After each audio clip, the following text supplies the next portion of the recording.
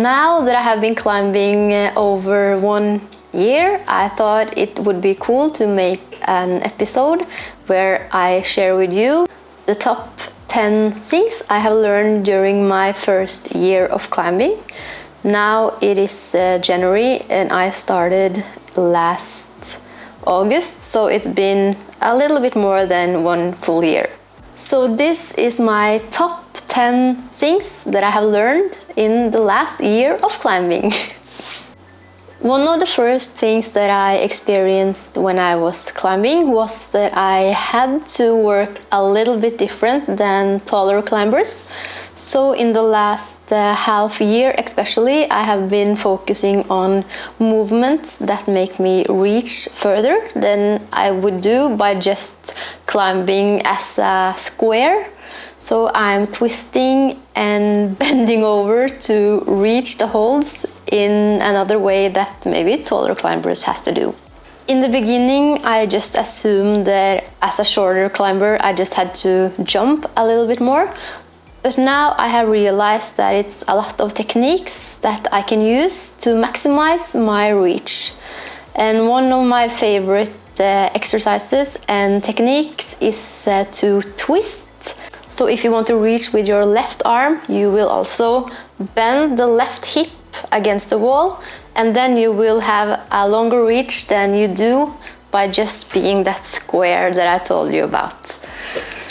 And this is something that I actually practice almost every climbing session as a part of my warm-up routine. So I always involve some twisting and body placement exercises to be ready to work hard in my main session. And when it comes to reach, I have also experienced that I need to use momentum a little bit more than other climbers maybe have to. And that also makes the climbing a lot more fun, I think, because it just feels more playful and cool. So momentum is something that I also try to involve in my warm-up routine, but also when I'm climbing boulders normally. And what this involves is to kind of use the momentum that you create from one move to the next instead of like stopping in between. So just moving fast from one move to the next one. The next point in my list is about footwork. And when I first started climbing, I kind of just climbed with my hands and I didn't focus on my feet at all. I remember that I felt some moves were scary, like standing on volumes and small holes, but I just thought that I could squeeze with my hands to make that move feel a little less intimidating.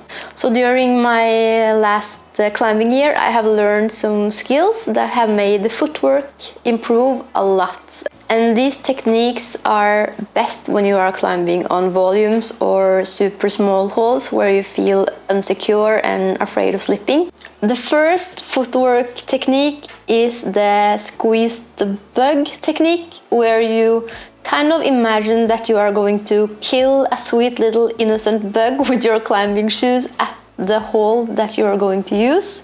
You just want to like squeeze the last drop of life out of that poor little bastard, and then your foot will feel a little bit more secure when you are moving on.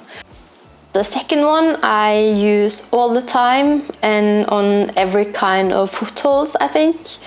And this is good when you need to change the feet. Like if you're standing with your right foot on a hold and you want to change it with the left. This happens a lot. I learned that you just put the foot that you want to swap on top of the other, and then you just change the place quick. And this I use, as I said, all the time, and I don't think I have ever failed this move, so it also feels very secure even on very small footholds. So this is a life-saving movement, at least for me. The third technique I learned from one of the really good setters at my gym, Andrea, and it's useful when you are balancing through slippery volumes. He saw that I was kind of like you do when you normally climb. You will use the toe on your climbing shoe to get a good position at the hole. And he saw that I was doing this when I was climbing on volumes too, and he gave me the tips on lowering my heel, so you will get more surface from your shoe above the volume. So this was also very life-changing for me, and it's a technique that I think a lot of when I'm climbing. And it's just to lower your heel so you will have a better grip with more surface under your shoe. The third thing that I want to include is when you are working with kind of coordinational or dynamic movements like running on volumes or moving fast through a problem, you will often, at least I will often find a running on volume start very intimidating, at least if I want to try the whole thing in one go. So I also learned that it's a very good thing to divide those running parts into smaller pieces and then put it to a whole piece at the end. Like if you are working on a boulder that requires running over 3 volumes, for instance, you will first try to just run over one of the volumes and maybe fool around with some cool jumps and jump off in different ways. And then you can try to include the next volume and maybe try to also use your head and look up and see at the hole that you are aiming for. And then again try to include the first, the second, and jump off and just play around. And then when you feel like this is going super smooth, you can try to include the third by just tapping on it with your shoe. Not necessarily try to land on it, but just tap with your shoe and see that you can reach it. And then maybe try to get a little bit further. And at the end, lift your head, look for the handhold, and try to just tap it. And after a while, you will feel like this is not that hard at all. So this is something that I almost do every time that I see a boulder that involves running on volumes. I just split it up, work part, and try to progress it somehow. And working this way is also very playful and fun. And some of the coolest boulder sessions that I had was just practicing these kinds of moves. And that brings us to the next tip that I have, or the next thing that I have learned. And that is, it is a lot more fun to climb with others than just climbing alone, especially when you are doing those kind of workouts where you are kind of playing around and making a fool out of yourself. It's much better to be in a company of another climber or two where you just don't feel that stupid. Because when you are practicing like running on volumes, jumping off in stupid ways, you will also draw some attention from the other climbers present at the gym, because you are kind of standing out in the crowd. Because when you are running around on volumes, you will of course take up a lot of space, and you will also make kind of a lot of sound because you are running on the mattress, jumping on volumes, maybe laughing and screaming on, I don't know, looking cool somehow. So this will of course draw attention from the other climbers at the gym, because most other climbers are just climbing normally, and they will of course notice when somebody is running around like a maniac, and you will draw attention. And that is easier when you have company from other climbers, I think, at least. The next point on my list is to have fun with board climbing. And for me, it has been the kilter board that I have used a lot, especially after June. So before June, I did it sometimes, but I didn't really find it that fun.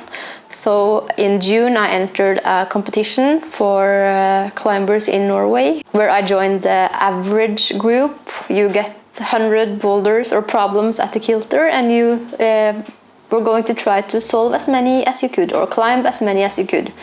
And this was really an eye-opener for me, and it got me really motivated on working on the kilter board. And I also experienced that I got a lot stronger and I was able to use my body in a complete different way that I did when I was climbing at the normal boulder gym.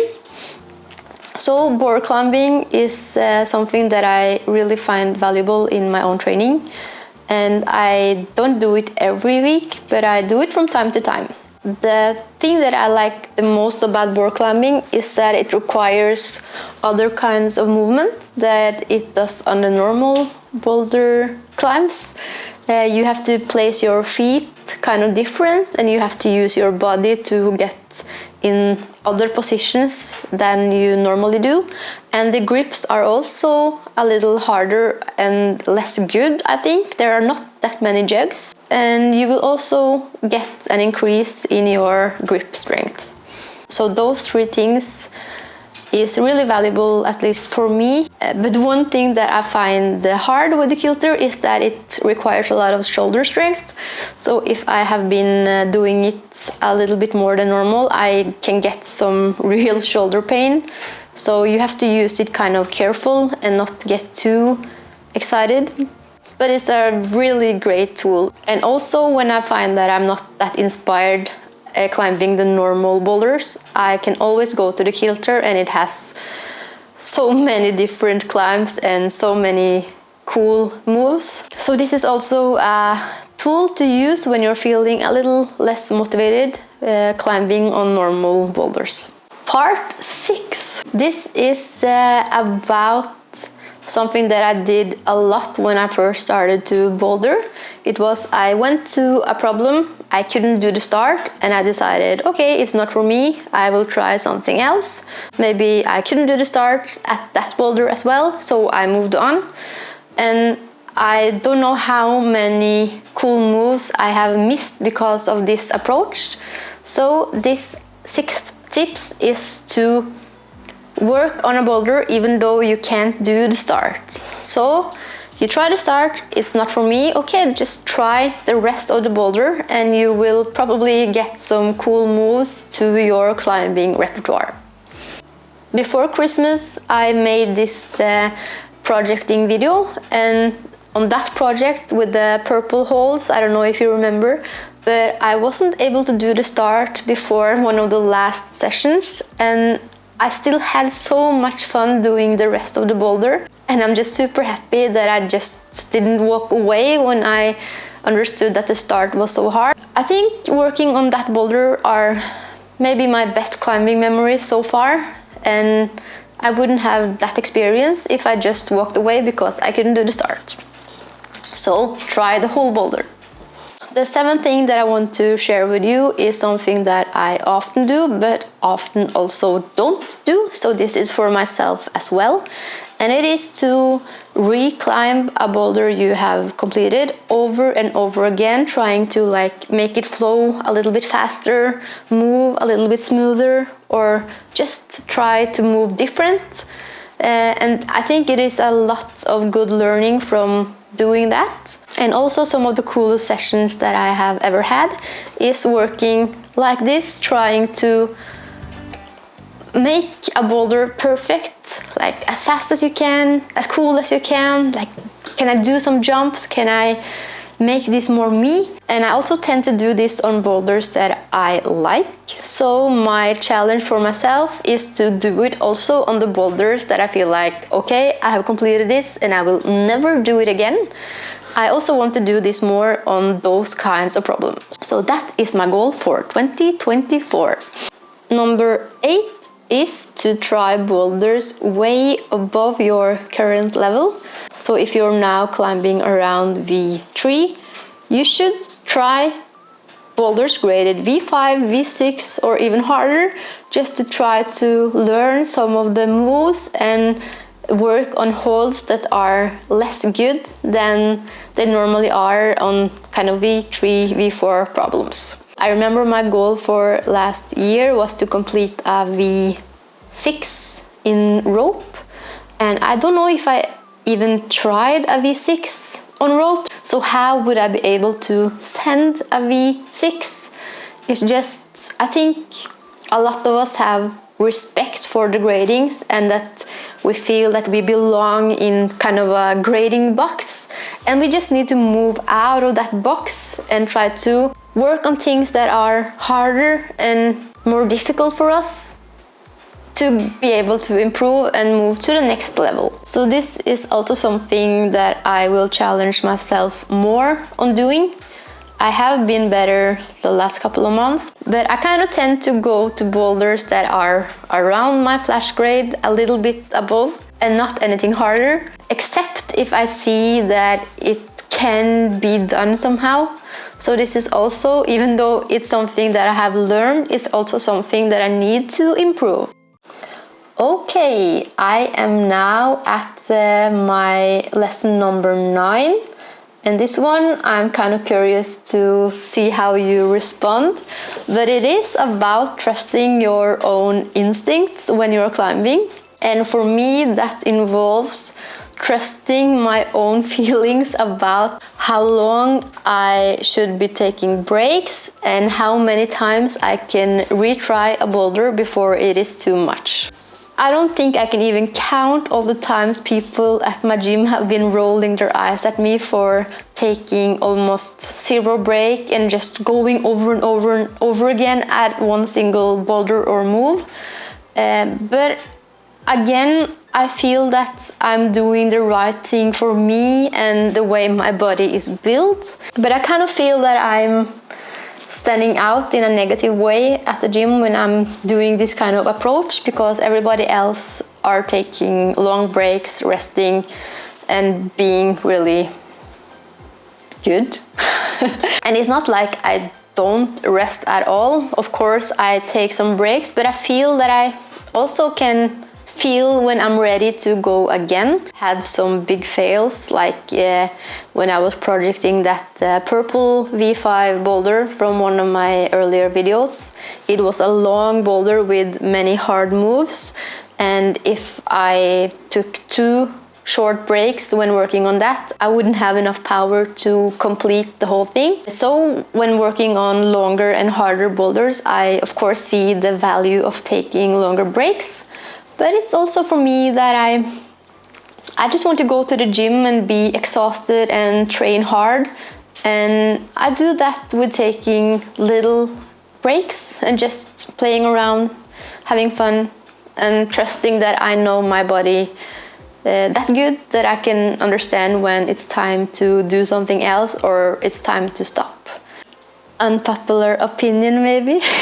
I think that the most negative side with my kind of climbing approach is that you of course can get easily injured, but I also haven't gotten injured yet, at least nothing serious. So yeah, but the break discussion is a very interesting one, at least for me, and I would really like to know what you think about the breaks when you're climbing. Why do you think it's so important? How do you practice it yourself? And what do you think about my thoughts around this not taking long breaks kind of mentality? Please share your thoughts in the comment section below. I'm curious to see what you have to say and a little bit afraid, so be nice. The last point on my list is something that I learned the hard and kind of awkward way. So whatever you do, don't forget this point. It's super important. I learned this rule when I had sent my first V5 at the rope. I was super happy and I was kind of dancing my way down from the rope, and my best friend was at the gym with me that day, and I just ran over to her wanting to give her a high five, and she was like, She made a face and was like, this is how we do it. And I was like, okay. So whatever you do not give high fives when you are climbing or bouldering. Just give a fist bump. Thank you so much for watching this video. I hope you enjoyed it. And I also think that I'm getting a little less awkward talking English, and that is super nice for me, because that was a huge deal breaker when I first started this YouTube account. I can't even explain how horrible I thought it was to talk English, but now I think it's getting better, even though my boyfriend, who is an English teacher, says that I speak kind of weird. And my 7-year-old son also wants to watch my YouTube videos just because he thinks that I speak English so weird. But I hope you still can understand what I'm saying. That's all! Have a super nice day, and I hope to see you again in my next video.